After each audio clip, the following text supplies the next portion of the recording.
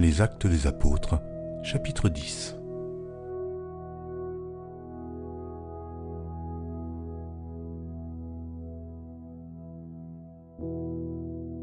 Il y avait à Césarée un homme nommé Corneille, centenier dans la cohorte dite italienne.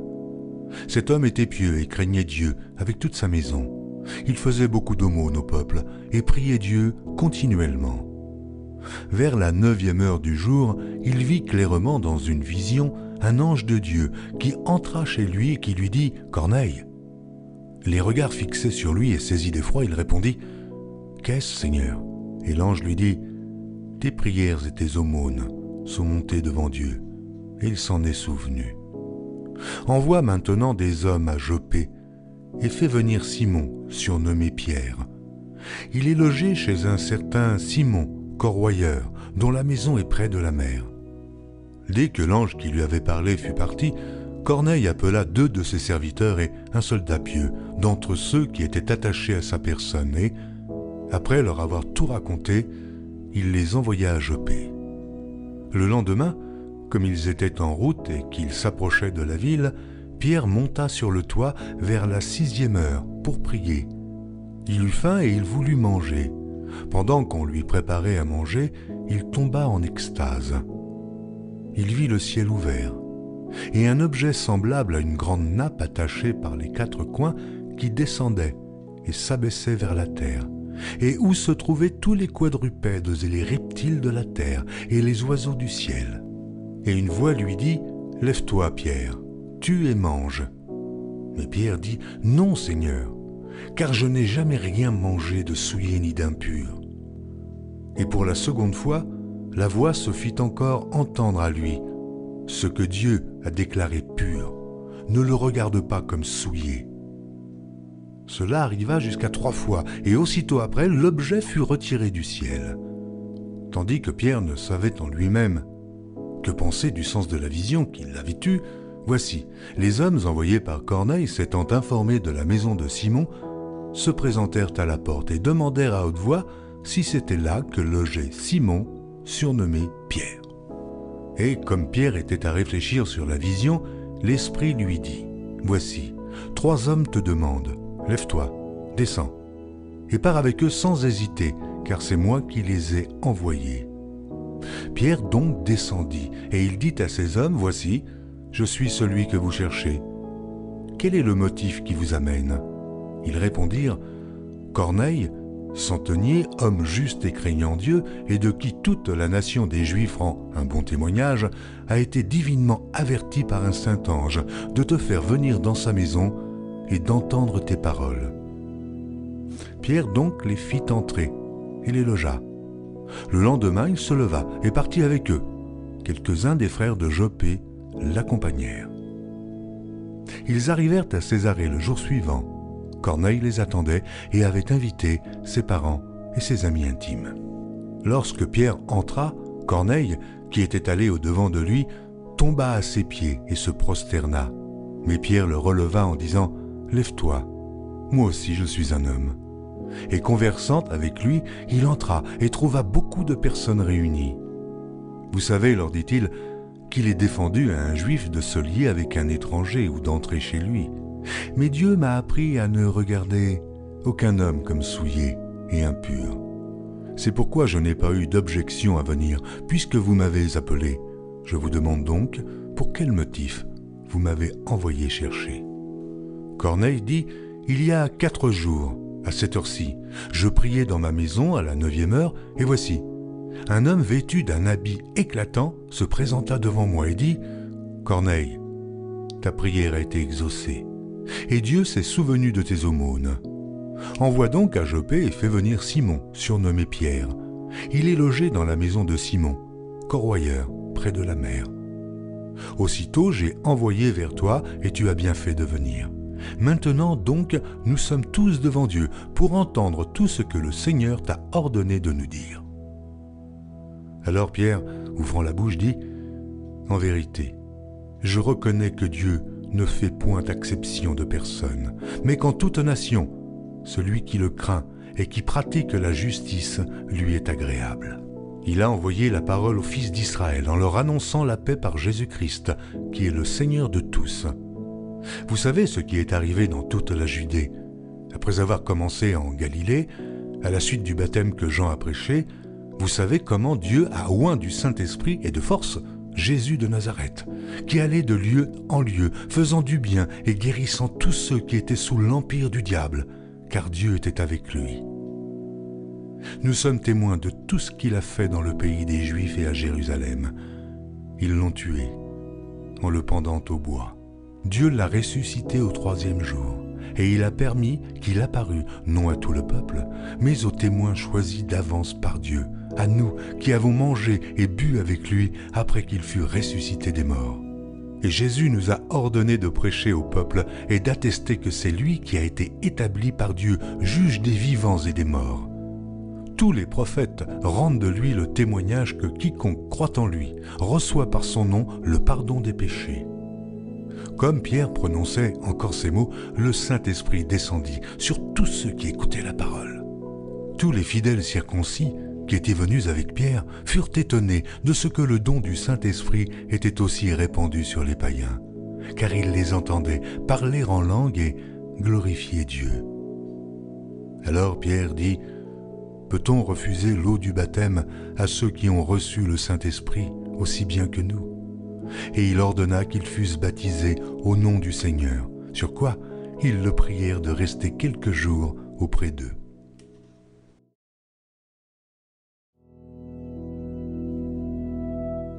Les Actes des Apôtres, chapitre 11.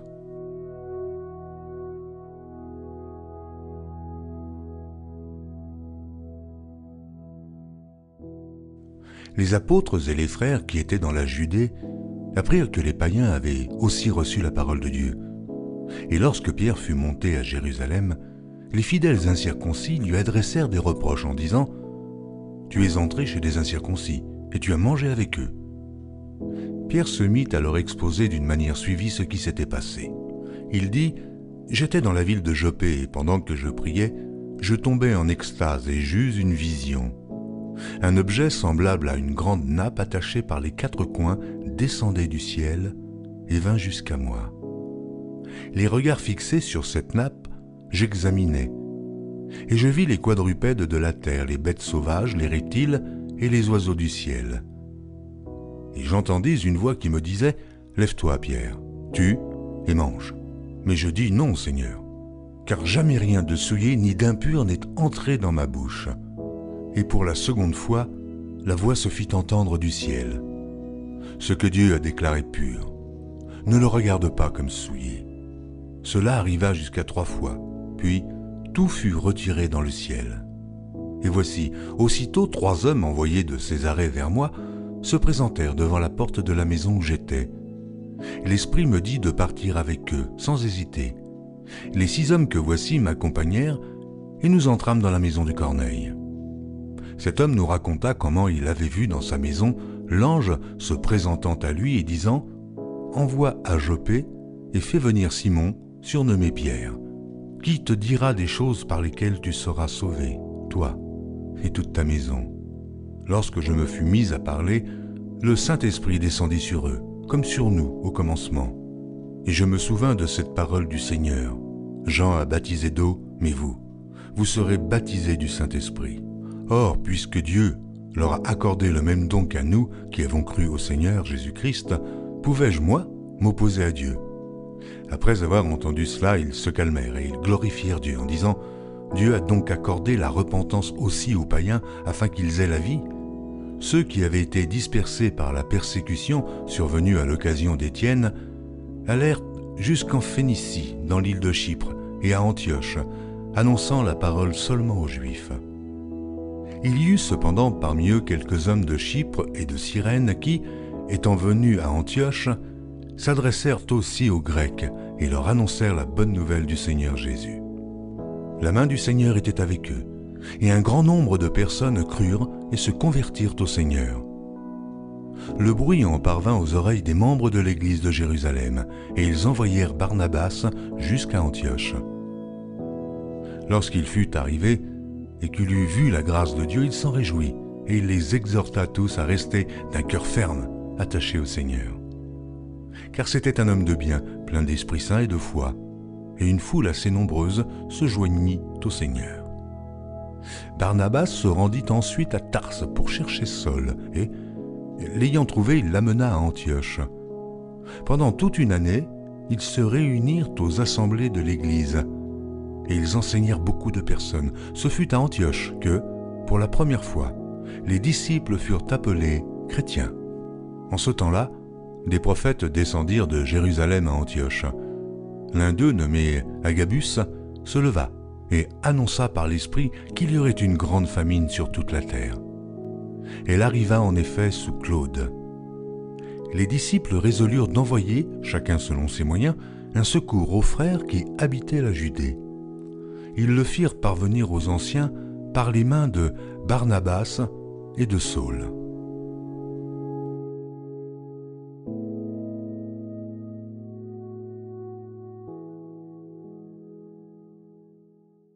Shalom mes frères, que la grâce et la paix du Seigneur soient avec vous. Je partage avec vous ma méditation par rapport à Actes des Apôtres, chapitre 10 et chapitre 11. Que le Seigneur vous bénisse. Ce que j'ai pu comprendre en lisant Actes 10 et 11, c'est que Corneille était une personne qui, à la base, s'éloignait du mal. C'était quelqu'un qui cherchait la face de Dieu. Et le Seigneur, par sa grâce, a choisi un moment précis pour pouvoir le visiter et une personne précise, Pierre.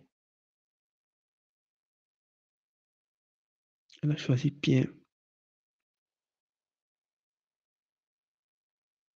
Corneille était quelqu'un qui était dans la cohorte italienne. Et nous savons que quand les disciples ont commencé à prêcher, ils étaient tournés vers les Juifs. Corneille voulait visiter, le Seigneur voulait visiter Corneille. Donc en lisant ça, en méditant dessus, ça me fait penser au sens de la grâce pour les pécheurs. Le Seigneur ne regarde pas à la nation à laquelle nous appartenons pour nous visiter, mais il nous regarde comme ses enfants. Il n'a pas dit, comme Corneille est italien, je ne vais pas le visiter. Il est allé visiter Corneille. Il a choisi ce moment précis pour le faire. Et vous voyez également en méditant ce passage, comment le Seigneur organise les choses, comment il est capable d'attirer un de ses enfants, un de ses fils vers son serviteur. Et comment en même temps il prépare le serviteur. Donc d'une part, dans Actes chapitre 10, il amène, il attire, comme il a dit dans sa parole, il peut bien entendre ma voix et me suivre. Il attire son fils Corneille vers Pierre. D'autre part, il prépare Pierre. Et c'était vraiment merveilleux quand je méditais dessus parce que je comprends comment le Seigneur, où nous nous mettons des barrières en s'appuyant sur les traditions des hommes. Le Seigneur va au-delà de ça. Où nous nous mettons des barrières en s'appuyant sur l'appartenance peut-être à un groupe ou à une façon de faire. Le Seigneur transcende toutes ces choses-là pour faire son œuvre.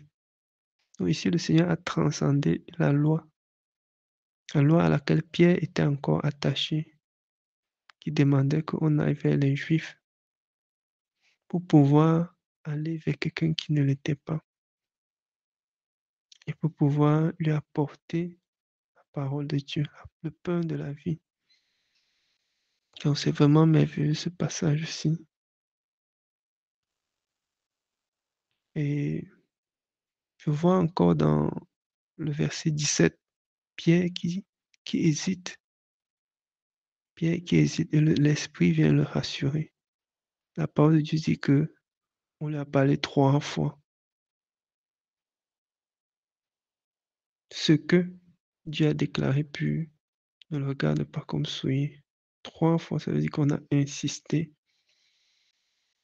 Insisté pour qu'il puisse comprendre que c'est la volonté de Dieu.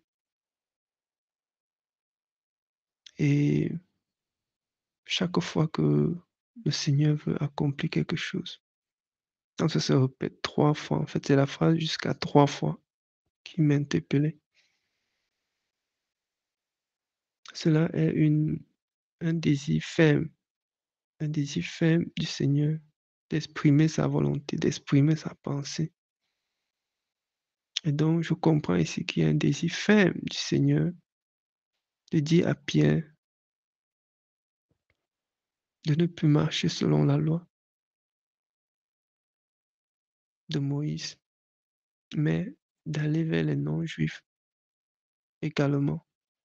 Et je crois que ça a été vraiment un tournant décisif dans le ministère auquel Pierre était appelé. Puisse vraiment le Seigneur me faire grâce également de pouvoir être ce serviteur-là qui change de cap quand le Seigneur dit change de cap, que je ne sois pas figé sur ce que j'ai toujours eu à faire,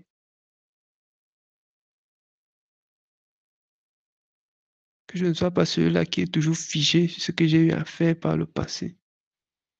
On a toujours prié à telle heure, on a toujours intercédé comme ça, on a toujours fait telle chose à telle heure. Mais que je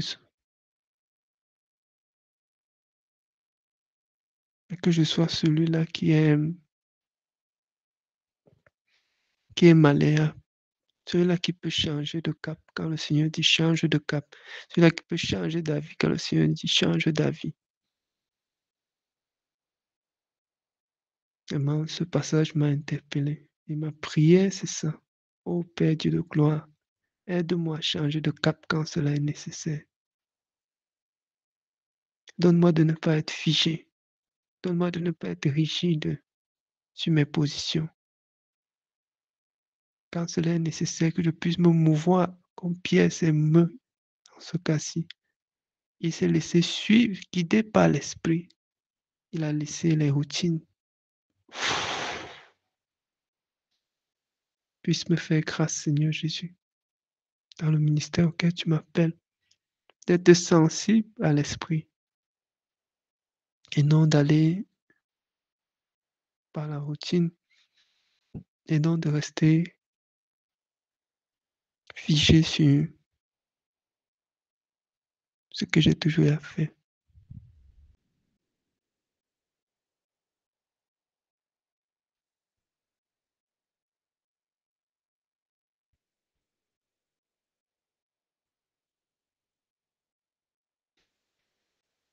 Je vois également au travers de...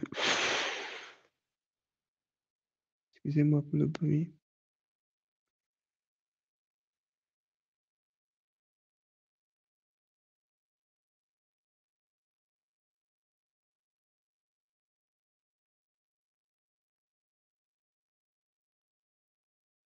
Je vois également au travers de ce passage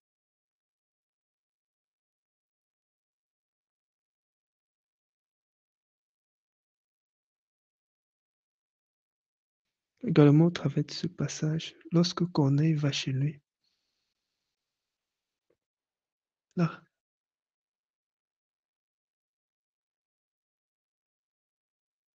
la rencontre est parfaite. La rencontre est parfaite. Corneille reconnaît Pierre. Pierre reconnaît Corneille. Les deux se reconnaissent. Les deux se reconnaissent. Alors que les deux ne se connaissaient pas. Ça me fait comprendre que l'œuvre du Seigneur est une œuvre parfaite.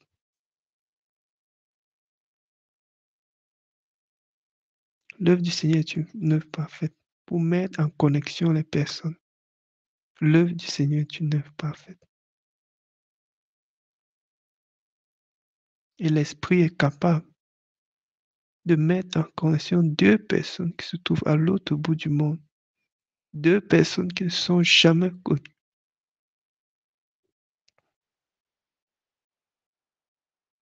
Et ça m'amène également à demander au Seigneur, aide-moi, Père Dieu de gloire, à rencontrer les bonnes personnes pour pouvoir obtenir tes grâces.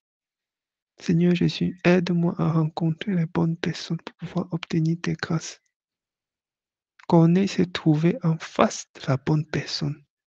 Avec sa famille, ses amis se sont trouvés en face de la bonne personne. Il s'est trouvé en face de celui-là qui avait les paroles qui étaient nécessaires pour que l'Esprit descende. Les paroles justes. Combien de fois nous sortons, nous allons dans les assemblées, nous rencontrons les serviteurs de Dieu qui ont des paroles détournées, des paroles pour nous égarer, des paroles pour nous perdre. Combien de fois d'autres ont des paroles qui viennent de l'intelligence. Et voici que Corneille est tombé sur quelqu'un qui a des paroles de la vie, des paroles qui viennent du trône de la grâce et qui ont permis que l'Esprit puisse descendre. Quelle grâce! Puis Seigneur nous fait grâce de rencontrer les bonnes personnes pour ton plan parfait dans nos vies. Seigneur, nous te supplions, Jésus, notre Dieu, notre puisse faire grâce de rencontrer les bonnes personnes dans nos vies.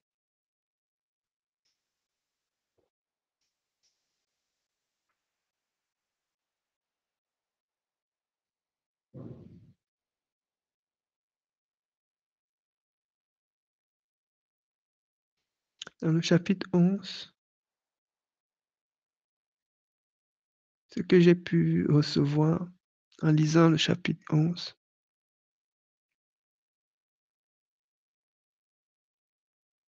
c'est que le Seigneur est capable de déclarer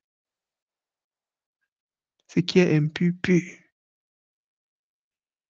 Il est capable de déclarer celui qui est pécheur, saint, et personne ne peut le contredire.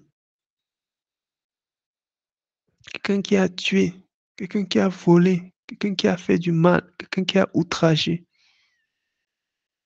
quelqu'un qui a violé, le Seigneur peut le déclarer pur. Et qui peut s'opposer à sa parole? Qui peut venir dire non? Notre Seigneur est merveilleux. Notre Seigneur est puissant. Et il fait tout par sa parole. Il a dit à Pierre,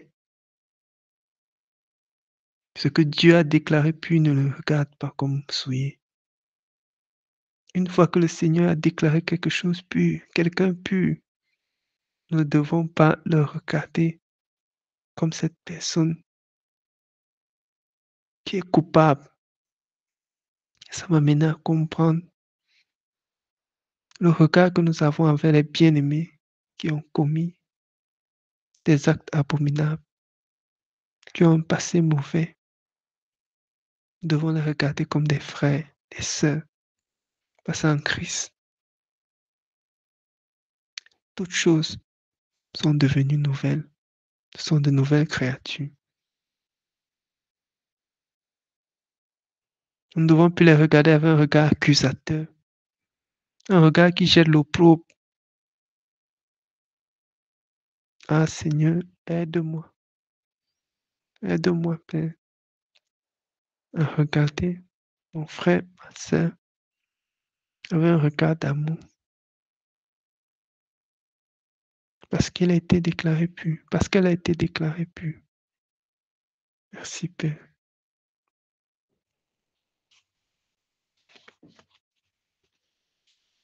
Dans ma méditation, en poursuivant au verset 19, acte 11, il est écrit que ceux qui avaient été dispersés par la persécution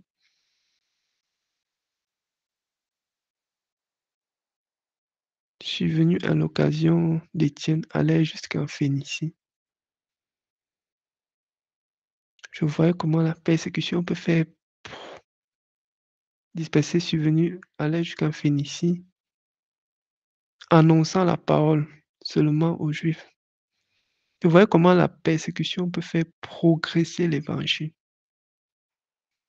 La persécution peut faire progresser l'évangile. Où l'ennemi veut nous rabaisser, nous insulter, nous mépriser. Le nom du Seigneur peut être glorifié. La conversion de quelqu'un est déjà préparée. Là où l'ennemi utilise les personnes pour nous dire quittez d'ici, pour nous blesser, pour nous rabaisser, l'ennemi ne fait que préparer la conversion d'une autre personne. Voici les apôtres persécutés qui se sont retrouvés dans d'autres contrées. Peut-être s'il n'y avait pas eu cette persécution, l'idée d'aller dans ces contrées ne serait même pas venue. Mais voilà comment ça s'est dessiné. Voilà comment ça s'est mis en place. Et le Seigneur s'est glorifié dans la vie de ces gens. En fuyant la persécution, ils sont retrouvés dans de nouvelles terres, prêchant la parole à d'autres personnes dans d'autres contrées. C'est merveilleux l'œuvre du Seigneur. Je peux comprendre au travers de ce passage que toute chose concourt bien de ceux qui aiment Dieu, comme le dit Romains 8. Que le Seigneur soit glorifié. C'était mon passage, mon partage par rapport à ce passage-ci. Soyez bénis, mes bien-aimés, soyez bénis les conducteurs, soyez tous bénis. Shalom, shalom. Shalom, shalom, mes bien-aimés d'amour, que la grâce et la paix du Seigneur soient avec chacun de nous. Que le Seigneur nous fortifie. C'est pas facile, c'est un challenge, mais le Seigneur a dit que nous pouvons tout par celui qui nous fortifie. Que le Seigneur nous fortifie dans cette bonne démarche de la lecture de la parole de Dieu. Et je rends gloire à Dieu. Je dis merci au Seigneur encore qui me fait la grâce de pouvoir apporter mon résumé des 2 chapitres des Actes des Apôtres, le chapitre 10 et le chapitre 11. Au niveau des Actes, le chapitre 10, déjà au premier verset, on nous parle d'un homme qui s'appelait Corneille. Et on nous disait que c'était un centenier dans la cohorte italienne. Le centenier, c'est un officier romain, c'est-à-dire un chef qui a à sa charge au moins une troupe d'une centaine de personnes. Un officier romain, ça m'a marqué, qui craignait le Seigneur, qui avait une vie de consécration à un niveau pas possible. Il appliquait la parole de Dieu, comme le Seigneur disait, de prendre soin des veuves, des orphelins, autant de fois que nous pouvons faire du bien. Il faisait le bien, en plus d'être pieux. Ah, ça m'a marqué, mes bien-aimés. Il était pieux. Il craignait le Seigneur. Et ce qui m'a touché, c'était un homme de prière. Il priait Dieu continuellement. Il appliquait la parole de 1 Chronique, le chapitre 16, verset 11, qui dit « Ayez recours à l'Éternel et à son appui. Cherchez continuellement le Seigneur. » Ah, ça m'a marqué. Cherchez continuellement la face de l'Éternel. Corneille cherchait la face de l'Éternel. Il priait le Seigneur continuellement. La vie de prière qui est tellement importante dans la vie d'un enfant de Dieu. La prière, c'est le carburant d'une voiture. La prière, c'est ce qui fait la vie d'un enfant de Dieu. C'est une communion. Waouh! Corneille avec le Seigneur. Et Corneille avait cette relation au point où c'est un ange qui vient se révéler à Corneille. J'étais marqué. Aujourd'hui, c'est vraiment rare de voir un ange physiquement. Les hommes d'avant, nos bien-aimés d'avant, voyaient les anges physiquement comme ça. Et voici un Corneille qui a vu un ange physiquement, qui lui a parlé de Pierre. Et j'ai vu la discipline envers Corneille. Il n'a pas ajouté, il n'a pas retranché ce que l'ange lui a dit. Il a communiqué cela à la lettre à ces hommes qu'il a envoyés voir Pierre à Joppé. Et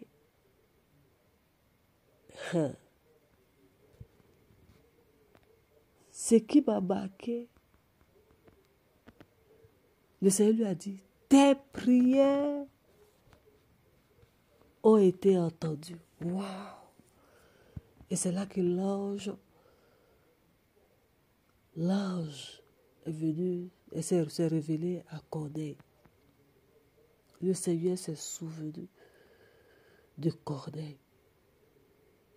Et comme je l'ai dit, l'obéissance à cette à ce que l'ange lui a dit, il a obéi promptement et il a transmis cela fidèlement à ces hommes qu'il a envoyés. Et j'étais touchée au niveau du verset 7 qui dit, dès que l'ange qui lui avait parlé fut parti, Corneille appela 2 de ses serviteurs et un soldat pieux d'entre eux qui était attaché à sa personne. C'est-à-dire, sa vie de consécration a contaminé même les soldats qui étaient à sa charge. Quelqu'un qui était plus proche de lui. On dit, un soldat pieux. Ça m'a marqué. Au soldat. Sa vie de consécration qui n'était pas cachée. Sa crainte qu'il avait pour le Seigneur n'était pas cachée. Les hommes connaissaient qui était Corneille. Et cela m'a marqué. Et l'obéissance à ce que l'ange lui a dit. Et promptement, ses serviteurs sont allés rencontrer notre bien-aimé Pierre. Ça m'a marqué. Dieu, quand il parle à un de ses enfants, même s'il allait parler à un de ses serviteurs, il va toujours confirmer. Dieu confirme toujours sa parole.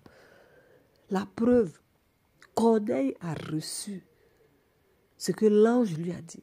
Et le Seigneur a confirmé cela à Pierre. Et le Seigneur qui dit au niveau du verset 13 du chapitre 10 des Actes des Apôtres, et une voix lui dit, lève-toi Pierre, tue et mange. Et on reconnaît la voix du Saint-Esprit. On reconnaît la voix des autres voix. Ça, c'était la voix du Seigneur qui a parlé à Pierre. Pierre qui est rempli de la puissance de Dieu. Pierre qui était revêtu du Saint-Esprit. Pierre qui était inondé du Saint-Esprit. Malheureusement, Pierre qui donne une réponse, qui donne une douche froide. Je n'ai jamais mangé quelque chose d'impur, de souillé. Nos caractères. Faisons attention à nos caractères. Tu peux être un homme ouais, un homme rempli de la puissance de Dieu. Mais le caractère doit être travaillé. Voici Pierre qui a entendu la voix de Dieu qui lui dit, lève-toi Pierre, tue et mange. Pierre lui dit jusqu'à la troisième fois que je n'ai jamais mangé quelque chose d'impur. Le caractère. Transformons nos caractères, changeons nos caractères. Tu peux être rempli du Saint-Esprit, mais le caractère, voici la preuve avec Pierre. Mais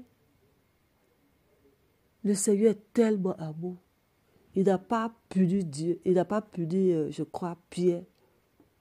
Il a donné la directive à Pierre parce que il y avait toute une foule de personnes que le Seigneur voulait sauver et baptiser de son esprit. Comme je disais de Corneille, il n'a pas seulement impacté les hommes avec qui il travaillait, mais les hommes de sa famille, de sa maison. Waouh! Waouh! Et Pierre, qui a obéi à cette voix-là, lorsque ces hommes ont expliqué pourquoi ils sont venus le chercher. L'obéissance de Pierre, il est parti avec ces personnes jusqu'à le trouver Corneille, l'officier romain. Et Corneille, lorsque Pierre est arrivé dans la maison de Corneille,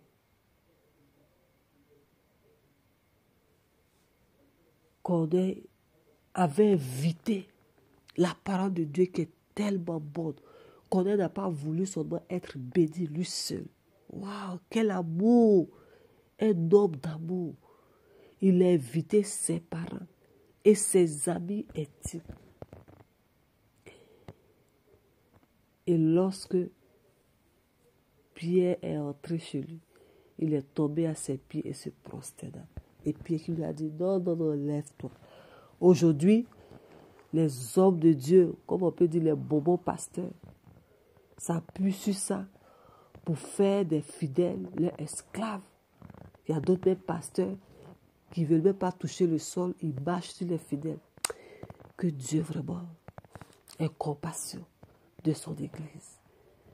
Et Pierre, rempli d'humilité, lui a dit, non, lève-toi. Je ne sais même pas dit même que tu viens de te prosterner. Et la parole qui transforme, la parole qui fait tellement de bien. Lorsque Pierre a parlé de la part du Seigneur, waouh, ça m'a touché.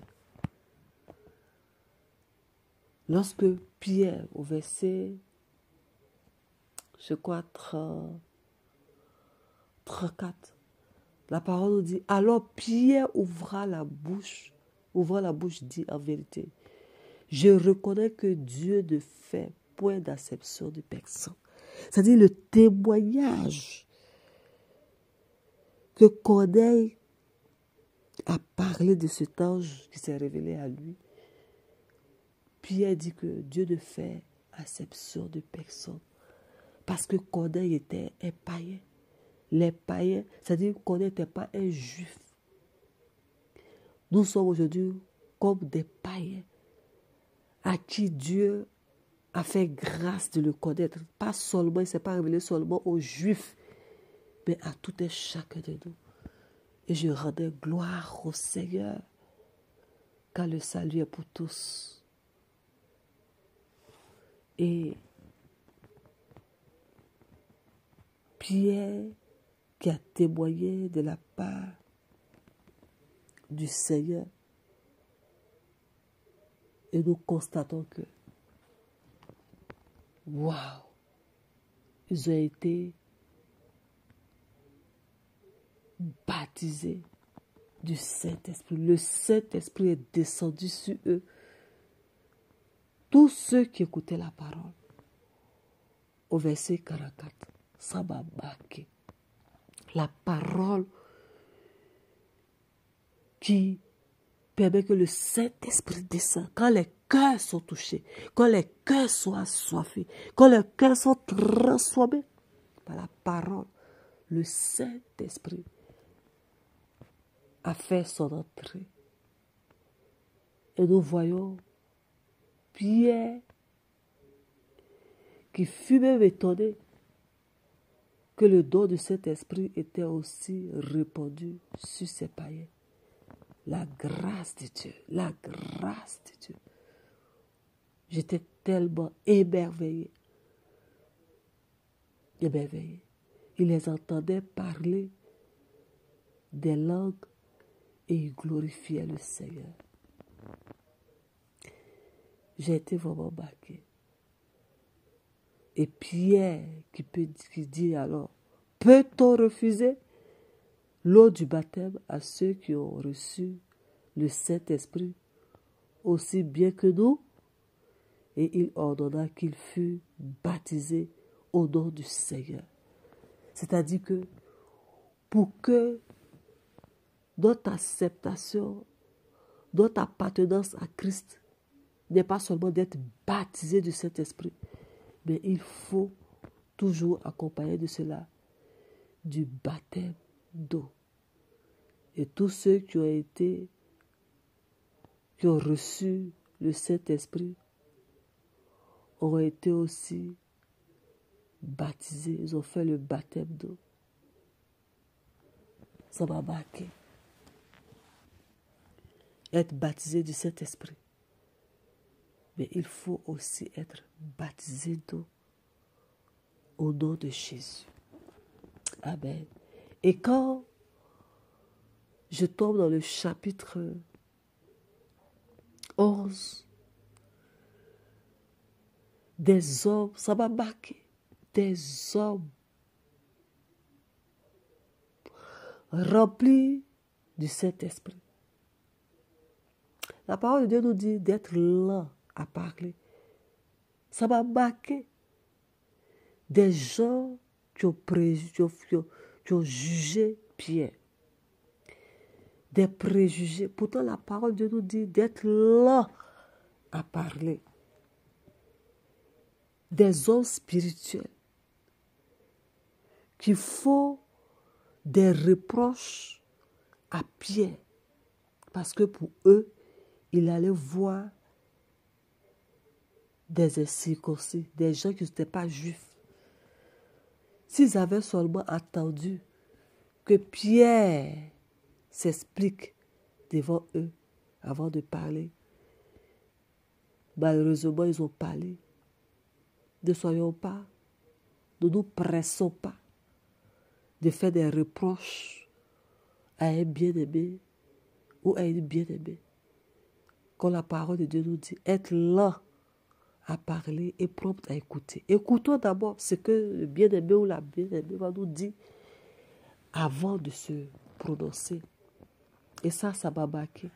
Au niveau du verset 2 déjà, on dit, et lorsque Pierre fut monté à Jérusalem, les fidèles circoncis lui adressaient des reproches.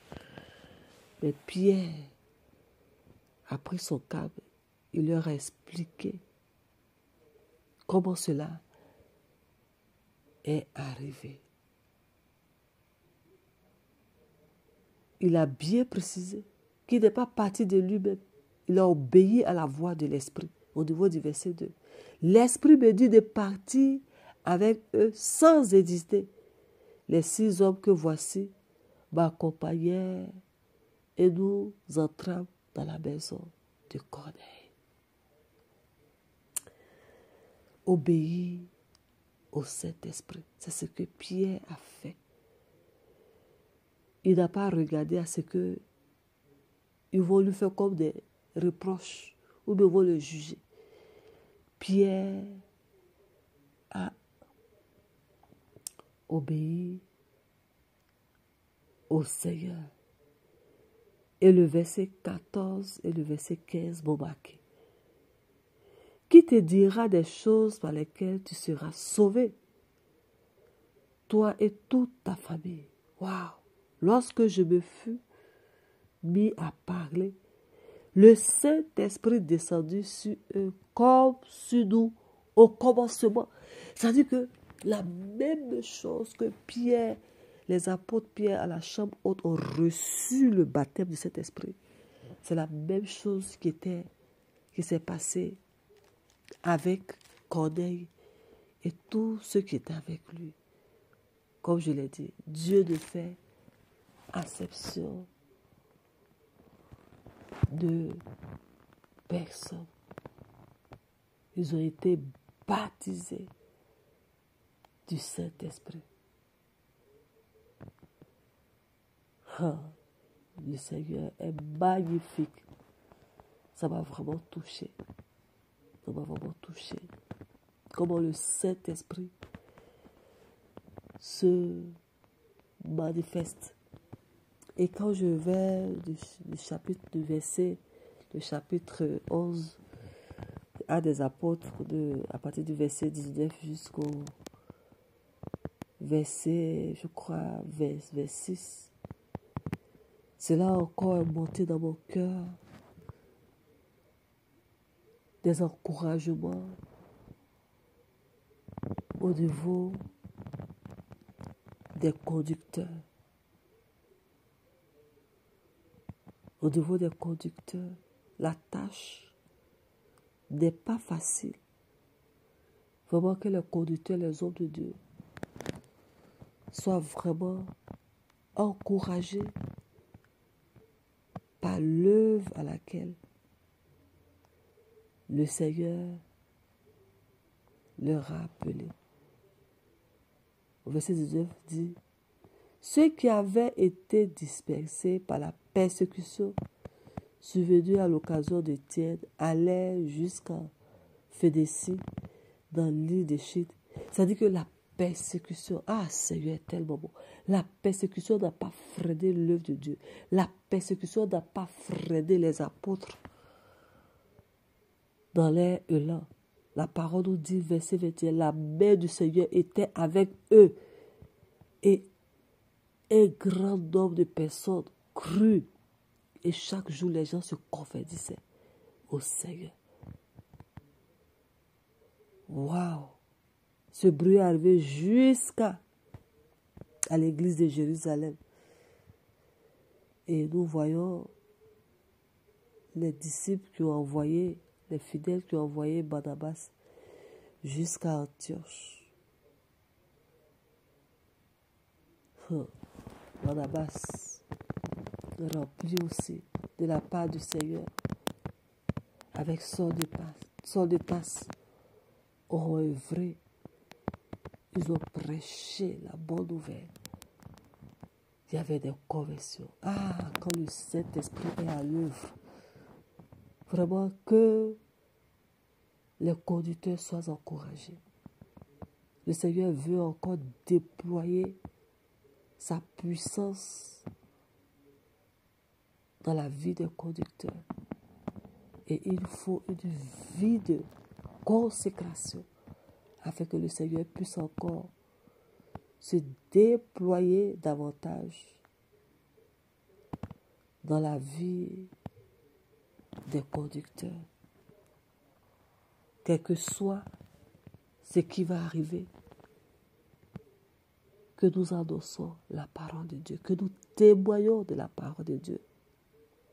Se réveille.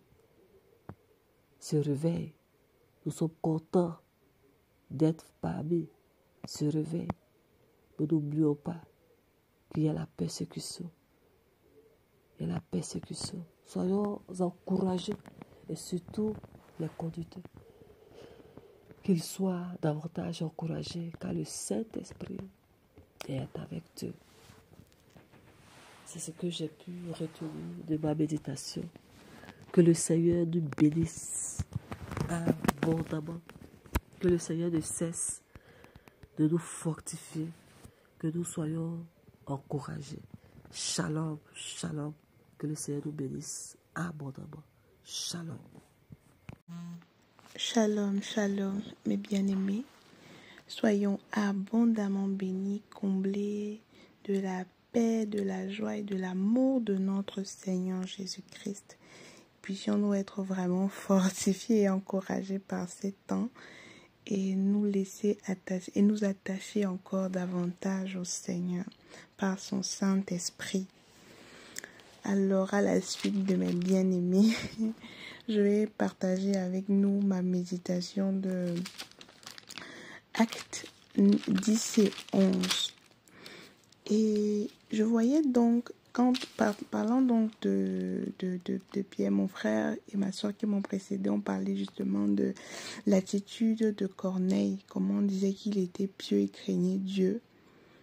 Et il faisait beaucoup de bien. J'ai vraiment été interpellée vraiment par le fait que ses prières étaient continues. Il ne s'est pas fatigué.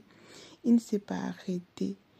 Et je voyais au verset 3 comment la constance, parce qu'on dit il vit clairement dans une vision. On ne dit pas pendant combien de temps ça s'est passé, qu'il priait de manière constante. Mais j'ai beaucoup été attirée par la vision claire. Il vit clairement. Et donc je voyais comment plus on s'attache au Seigneur, plus on fait ce que le Seigneur attend de nous, et plus justement il va se révéler, plus la révélation va être distincte, sans ambiguïté, et on le voit par la suite, parce que quand Corneille échange avec l'ange, il sait que c'est un ange de Dieu. Il ne doute pas, même s'il est pris de peur, parce que justement les anges sont des êtres vraiment puissants, avec beaucoup d'autorité. Même s'il était effrayé, il n'a pas douté de ce qu'il avait reçu, parce qu'il avait une relation constante. Je me rendais compte de combien plus on s'attache au Seigneur, plus justement on fait la distinction de la voix de Dieu. Sa voix devient de plus en plus claire et on a de moins en moins d'ambiguïté à comprendre. Donc je priais vraiment pour avoir cette constante-là, cet attachement au Seigneur. Et continuer à pratiquer les bonnes œuvres. Maman Sarah nous disait encore, les bonnes œuvres sont le vêtement, vraiment, de la parure, le vêtement des femmes qui craignent le Seigneur. Que je puisse vraiment me parer de ce vêtement-là, de donner selon ce que le Seigneur m'a donné, que je me dise pas que non, je n'ai pas, mais que je puisse offrir du mien. Le verset 10 a attiré mon attention parce qu'on dit que Pierre a eu faim et tout.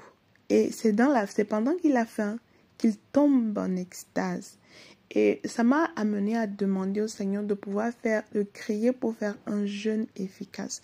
Et ne pas me laisser aller à la chair, à vraiment laisser parce que quand la chair devient faible, c'est là que l'esprit est encore plus disposé à recevoir. Que quand l'heure de couper le jeûne, que je ne sois pas précipitée à dire que oui, il faut que je boive un verre d'eau, il faut que je mange un fruit, d'ailleurs je suis déjà en train, mais que je sois vraiment toujours disposée à n'importe quel moment, même si j'ai faim, que mon esprit puisse être disponible pour recevoir, parce que c'est dans la position il a eu faim qu'il est tombé en extase et il a eu la révélation de ce qui a suivi. Et en plus de ce que mes bien-aimés ont dit, mon frère Brice a parlé vraiment de la monotonie. Maman Grâce a dit encore de ne pas regarder. Quand le Seigneur a déjà parlé, je dois faire comme le Seigneur a dit. Mais quand j'ai lu l'attitude de Pierre, et quand le Seigneur a dit que tue et mange, il savait que c'était le Seigneur. Il n'a pas dit que non, c'est une fausse vision, ça ne vient pas de Dieu. Mais il a dit, Seigneur, je n'ai jamais rien mangé de souillé.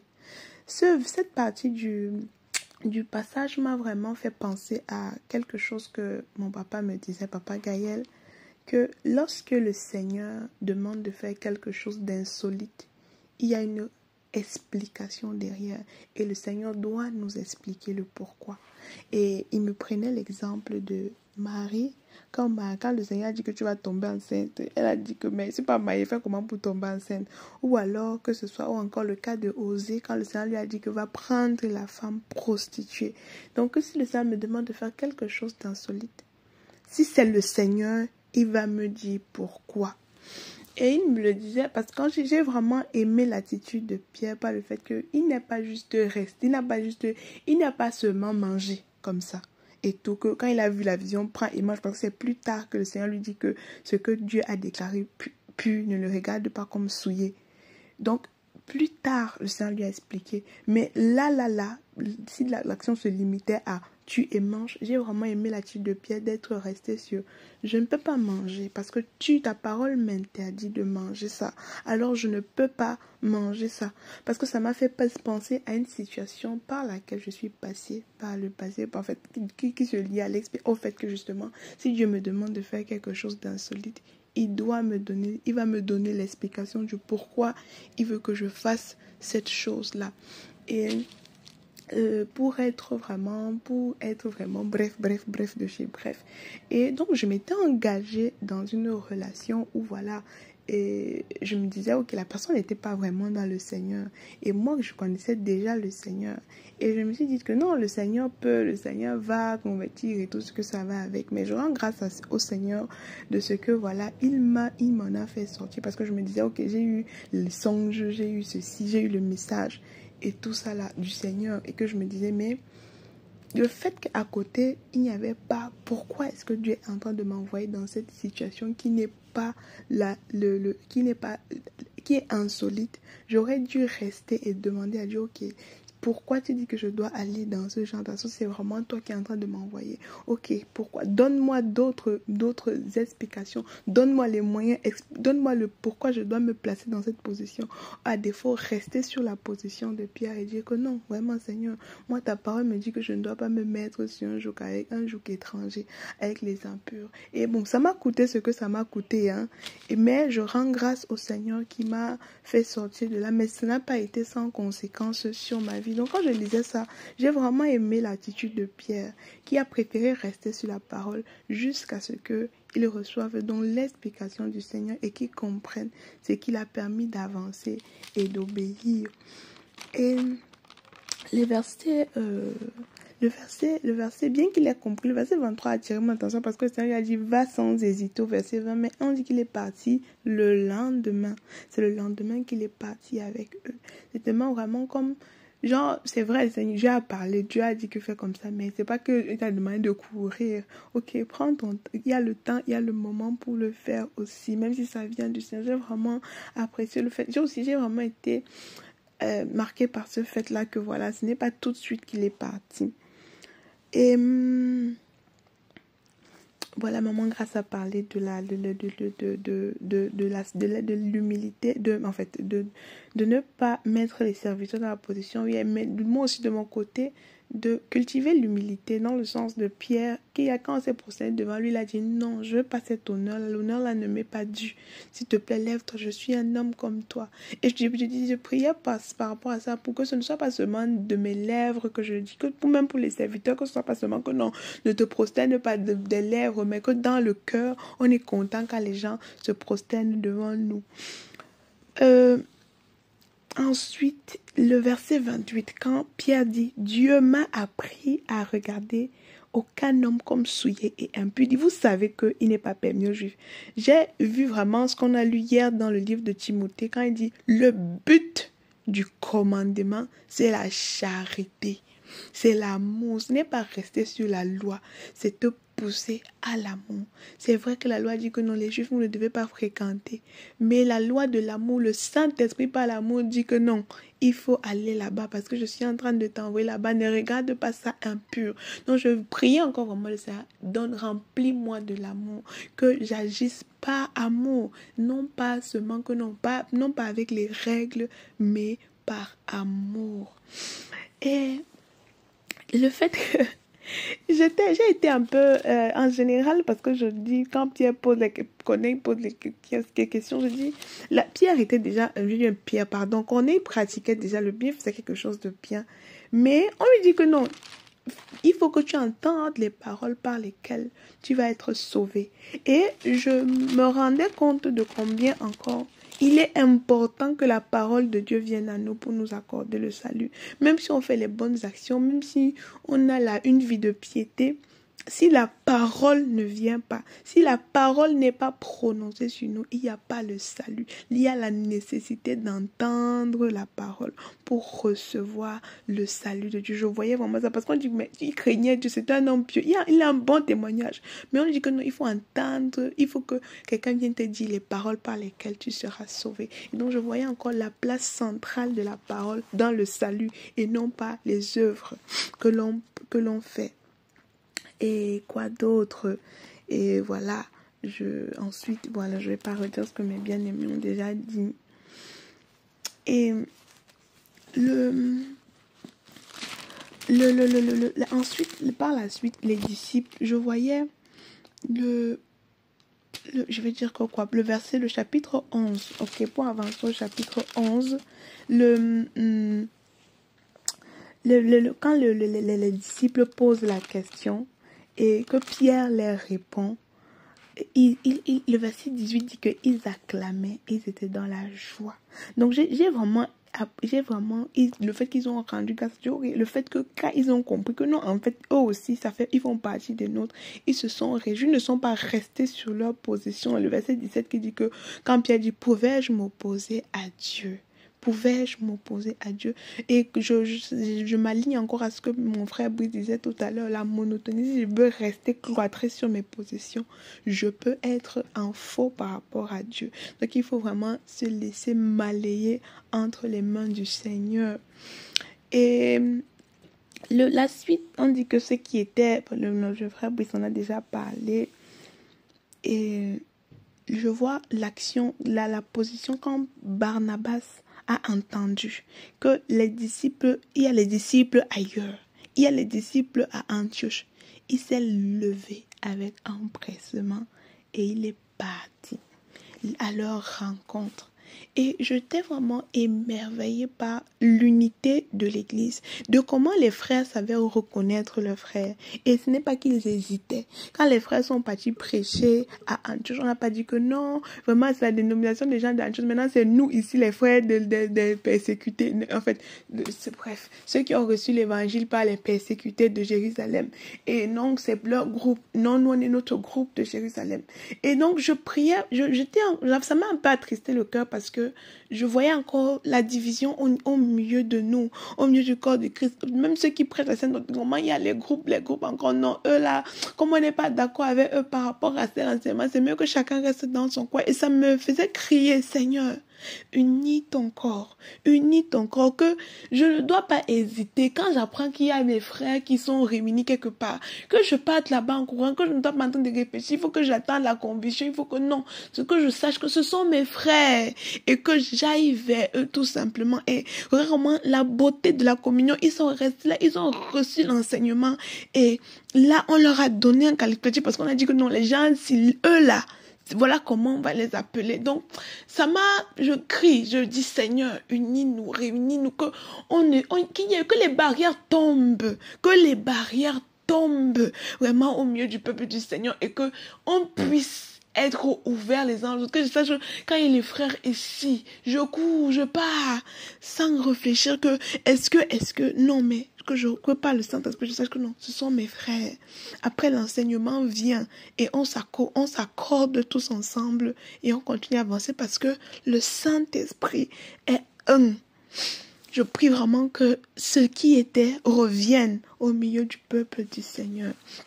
Et pour terminer, la prophétie, le verset 27 à 30, ça m'a fait penser à comment l'Église s'est mobilisée pour aider les frères de la Judée. J'ai pensé à la prophétie que le frère a donnée par rapport au Cameroun, qui est la famine, qu'il faut que les gens achètent le sac de riz. Et je me demandais que, est-ce que...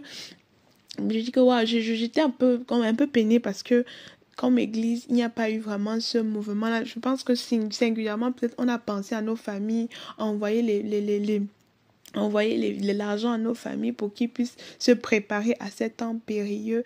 Mais j'étais un peu peinée parce qu'il y a peu la mobilisation comme église. Peut-être une personne singulièrement aura envoyé que, ok, frère, pour aider les frères à peut-être mettre quelque chose de côté. Mais j'étais encore interpellée par le fait de la nécessité de, ok, les frères qui sont comme moi, il fallait qu'ils mettent les vivres de côté. Ok, il fallait que nous aussi, en tant qu'église, qui ayons la possibilité qu'on puisse se mobiliser, mettre quelque chose à côté pour envoyer aux anciens au Cameroun, pour que cela puisse aussi préparer en fait les temps périlleux qui sont en train d'arriver. Et je voyais encore aussi la mobilisation, un encouragement à la mobilisation par rapport à, on appelle ça quoi, Opération Burundi. Donc, et voilà un peu ce que le Seigneur m'a permis de tirer de ma méditation de ces textes d'Actes chapitre 10 et 11, demeurons richement bénis par le Seigneur Jésus. Amen. Shalom, shalom mes bien-aimés, que les grâces et les faveurs de notre Seigneur Jésus-Christ vous soient abondamment multipliées ce jour. Je viens bien vous faire part de ma méditation concernant les textes du jour, à savoir Actes 10 et 11. Alors je vais de ce pas commencer par le chapitre 10, du verset 1 à 4, qui nous parle ici de la personne de Corneille, qui nous donne une description de qui était cette personne, comment elle était cette personne.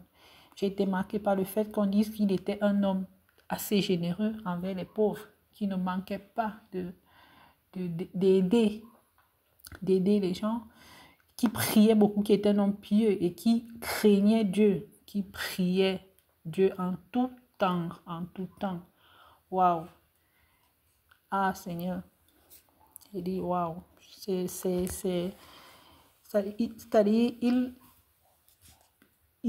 je me suis dit, ah, ici vraiment c'est quelqu'un qui détient, disons, toutes les caractéristiques que le Seigneur recherche chez une personne, à savoir quelqu'un qui prie, quelqu'un qui le craint et quelqu'un qui pense aux autres, qui s'occupe des autres, qui ne pense pas qu'à lui seul, qui n'est pas égoïste.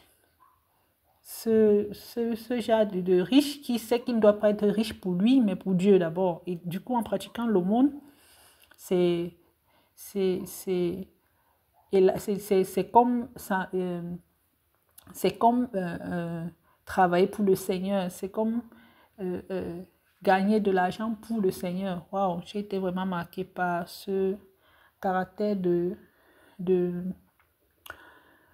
Corneille. Et puis, en poussant ma méditation, j'ai compris que le bienfait que nous faisons a toujours une récompense un jour ou l'autre, peu importe le temps que ça peut prendre. L'aumône attire les faveurs de Dieu dans notre vie. Et du coup, ceci m'amène à comprendre que nous devons pratiquer l'aumône. Et je me posais encore la question de savoir si moi-même, est-ce que je fais de l'aumône comme le Seigneur le demande? Si vraiment je suis à ce niveau-là, si vraiment je le fais de la bonne manière. Donc je me posais encore cette question. Est-ce que je prie vraiment en tout temps? En tout temps comme Corneille ici? Est-ce que vraiment je le fais en tout temps? C'est-à-dire, ça m'a appelé aussi à me remettre en question sur ma vie de prière, sur ma générosité, voilà. Et voilà quoi. Donc, c'est un fait qui m'a fait beaucoup réfléchir. Donc, voilà. Je vais passer au verset 15, toujours du chapitre 10, verset 15. Lorsqu'il dit que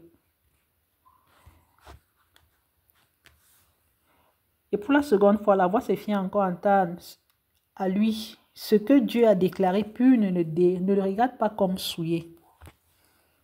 Ceci m'amène encore à comprendre que quand Dieu a dit une chose, c'est que c'est comme ça. Tu ne dois pas remettre en question.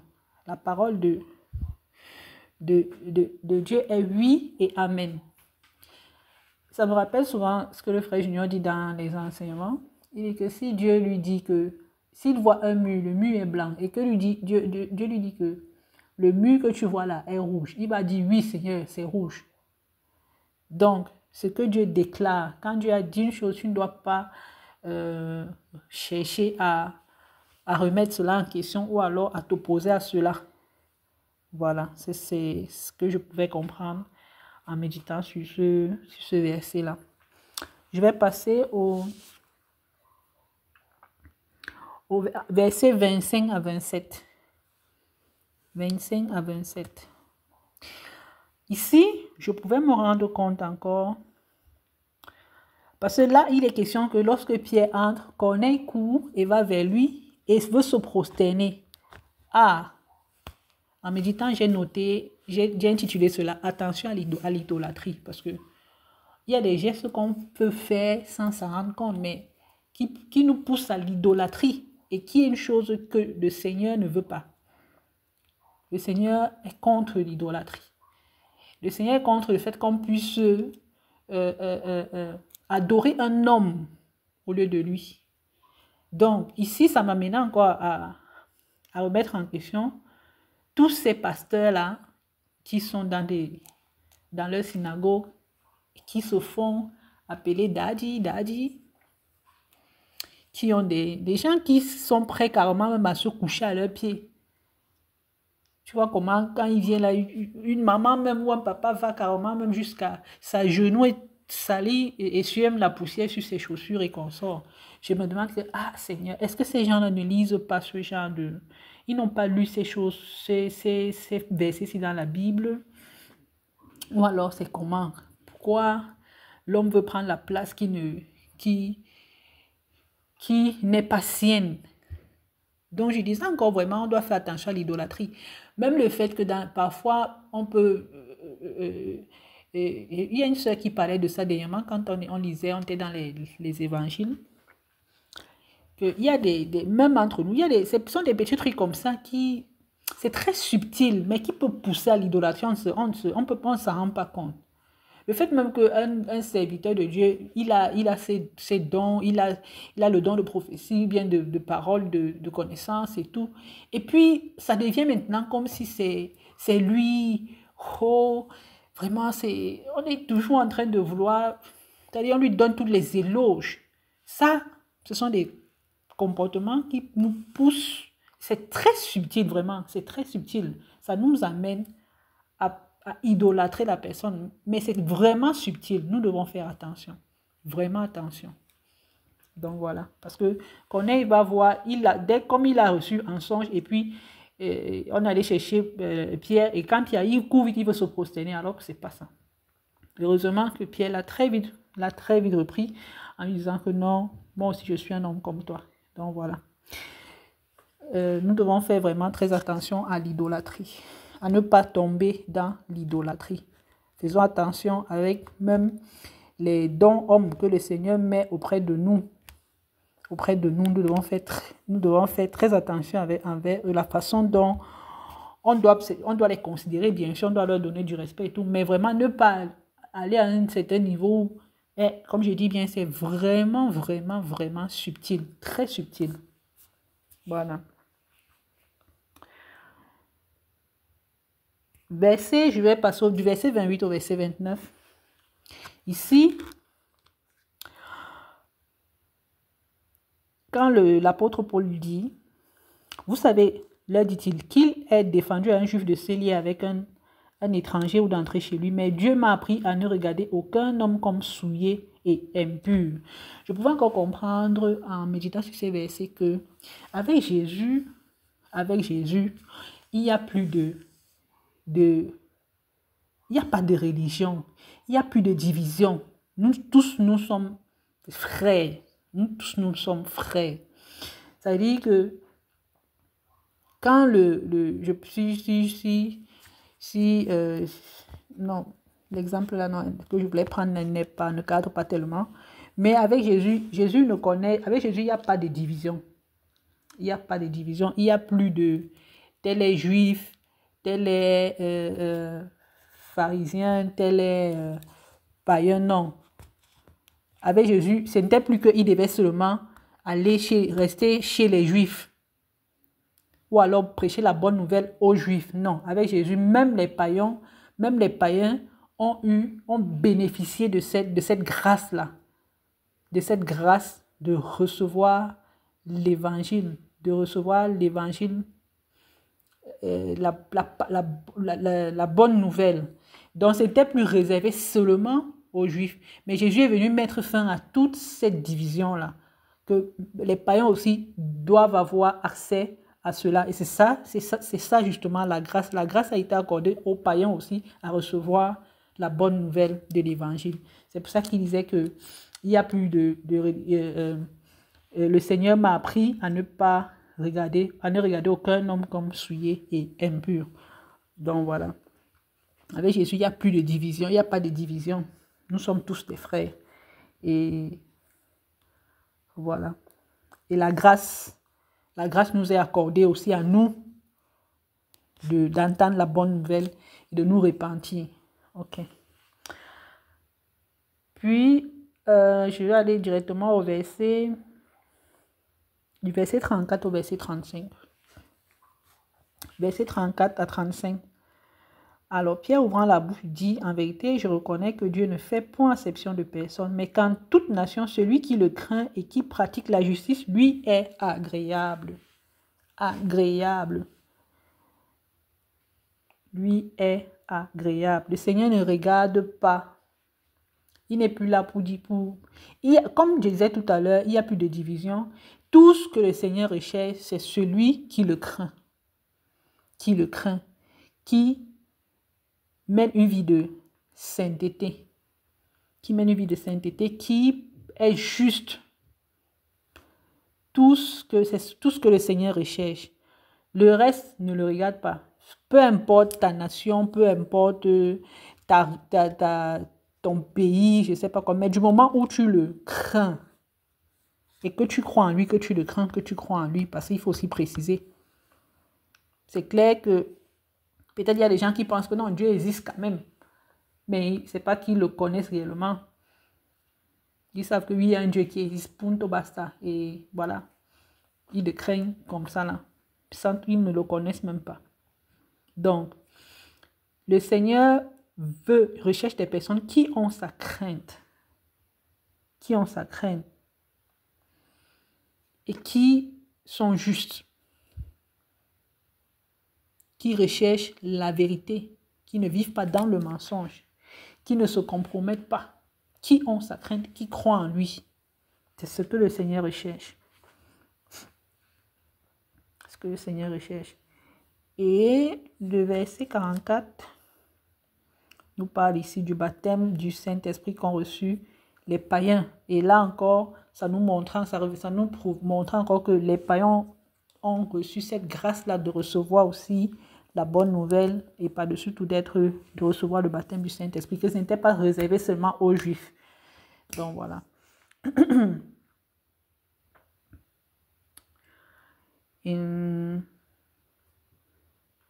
Je vais passer maintenant au verset, au chapitre 11. Chapitre 11. Au verset 11. Il y a eu une petite mésentente entre les apôtres, les disciples, parce que quand ils ont appris ce que Pierre est arrivé et le fait qu'ils ont reçu le baptême du Saint-Esprit et que Pierre les a baptisés, ils étaient un peu choqués du fait que ce n'étaient pas des gens circoncis. Or, et ils demandaient à Pierre que pourquoi tu t'es mélangé, moi je paraphrase, tu es entré chez les incirconcis et tout. Or, Pierre lui a fait comprendre, il leur a fait comprendre ce qui s'est passé, il les a raconté tout ce qui s'est passé depuis le début, du songe, de la vision qu'il a eue. Or, nous pouvons comprendre que la circoncision ici ne s'agit plus de la circoncision de la chair, parce que je comprends ici que les disciples n'avaient pas encore compris que la circoncision ici, ça ne concerne plus la chair. Ça ne concerne plus la chair, parce qu'avec Jésus, tout cela n'existe plus. Il s'agit de la circoncision du cœur. Du cœur. Et si tu acceptes Jésus, si tu crois et que tu le laisses entrer dans ta vie, tu crois en lui, tu reçois le baptême du Saint-Esprit, tu es déjà scellé. Tu es déjà scellé et ton cœur est déjà circoncis. Bon, je pense que les conducteurs peuvent encore mieux détailler cela parce que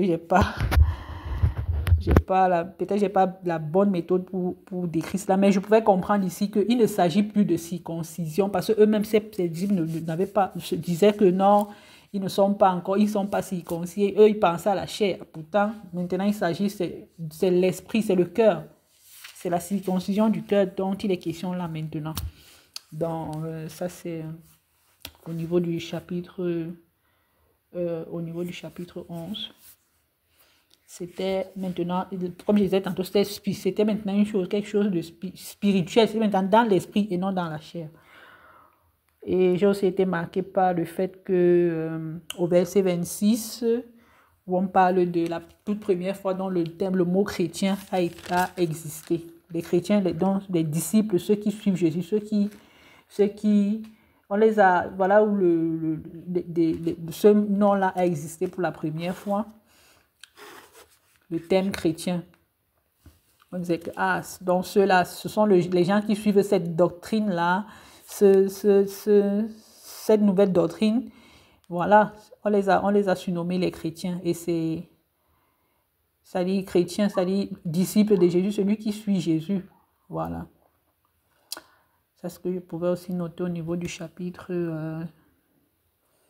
du verset 26.